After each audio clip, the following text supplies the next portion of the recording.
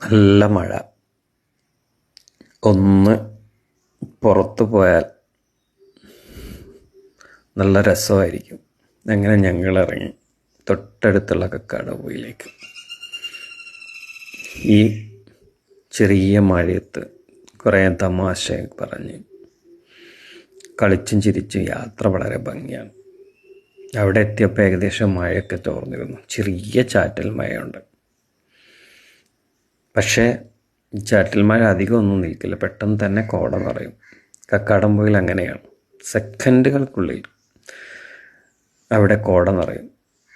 ആ കോടമഞ്ഞിൻ്റെ തണുപ്പിൽ ഇരുന്ന് അവിടെ തൊട്ടടുത്തുള്ള ചായക്കടയിൽ പോയിട്ട് ചായ കുടിച്ചിരിക്കാൻ നല്ല രസമാണ്.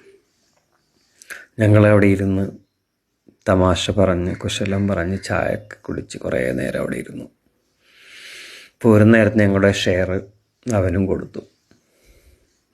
അത് കഴിഞ്ഞ് പുറത്തേക്ക് ഇറങ്ങിയപ്പോൾ നല്ല